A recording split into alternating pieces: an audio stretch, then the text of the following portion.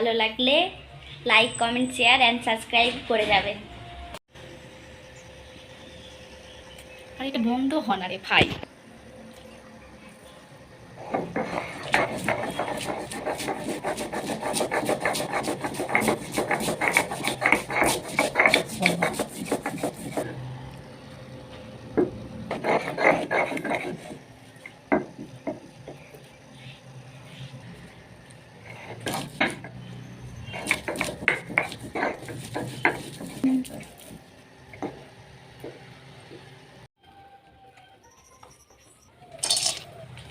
কাজু বাদামটাকে ভেজে নেব।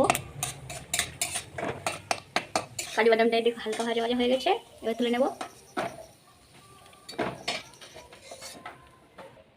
তেলটা গরম হয়ে গেছে, এবারে মেখে রাখা চিংড়ি মাছ নুন হলুদ দিয়ে মাখিয়ে রাখে, এটা এবার ভেজে নেব।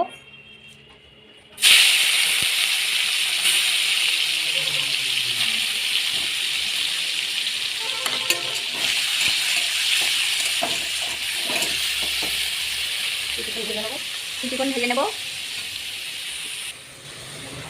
চিংড়ি মাছ থেকে কত জল বেরিয়েছে, এই জলটা পুরো মরে যাবে, মরে গিয়ে ভাজা ভাজা হয়ে যাবে। তারপর এটাকে লাভিয়ে নেব। দেখো ভাজা ভাজা হয়ে গেছে, এবার এটাকে তুলে নেব।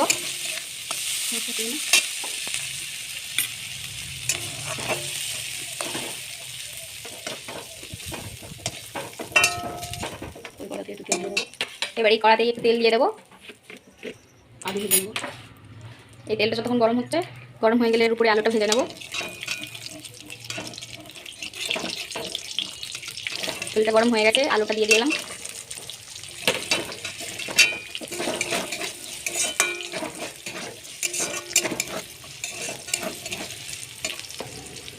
আলুর উপরে একটুখানি নুন হলুদ দিয়ে দেবো, আর একটু নুন দিয়ে দেবো স্বাদ মতো।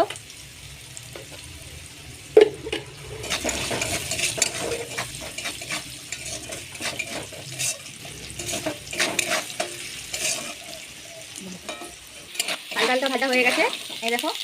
এবার এটাকে তুলে নেওয়া হবে।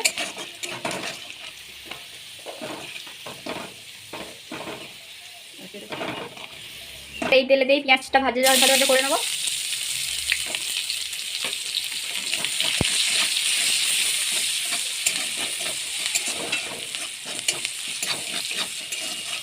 পেঁয়াজটা যতক্ষণ ভাজা ভাজা হচ্ছে, নারকেলের থেকে দুধ বের করে রেখেছিলাম, এটা একটু পাতলা হয়েছে বলে একটু গুঁড়ো দুধ মিশানো হবে। এটা চাইলে আপনারা দিতেও পারেন, নাও দিতে পারেন, এটা স্কিপ করেও দিতে পারেন। মেশানো হয়ে গেছে, এবার পেঁয়াজটা ভাজা ভাজা হয়ে গেছে, এবার এর মধ্যে আদা রসুনটা দিয়ে দেবো। এবার আদা রসুন থেকে যতক্ষণ একটা সুন্দর স্মেল আসছে, ততক্ষণ এটা ভাজা ভাজা হবে।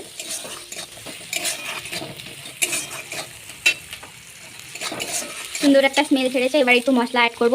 হলুদ, লঙ্কা, জিরে গুঁড়ো। মশলাটা একটু ভাজা ভাজা হয়ে গেছে, দেখতে পাচ্ছেন মশলাটা ভাজা ভাজা হয়ে গেছে। এই পোস্ত সর্ষে বাটা আর এটা হচ্ছে কাজু বাটা দিয়ে ভালো করে নেড়ে নেবো টেস্টের জন্য। মশলাটা কষানোর জন্য জল দিয়ে দেবো।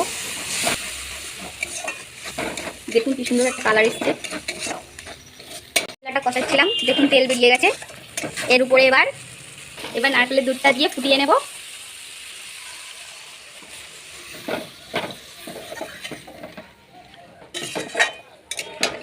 এটা দিয়ে দিয়েছি, এবার ফোটার জন্য চাপা দিয়ে দেবো। ফুটে গেলে দেখুন এটা ফুটে গেছে। এবার চিংড়ি মাছটা দিয়ে দেবো। চিংড়ি মাছ, কাজু ভাজা, আলু ভাজা এবার দিয়ে দেবো।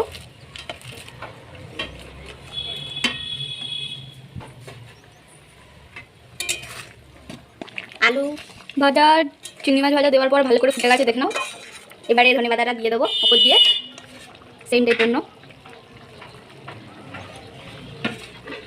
আগে গরম মশলাটা দিয়ে দেবো। কালারটা দেখুন জাস্ট, একবার খেয়ে দেখবেন। এবার এটাকে নামিয়ে নেবো, ভালো করে ফুটে গেছে। এই দেখুন নামানো হয়ে গেছে। এবার সাজানোর জন্য একটু ধনে পাতা উপর দিয়ে ছড়িয়ে নেব। রেডি আমাদের মালাই চিংড়ি মাছের মালাইকারি।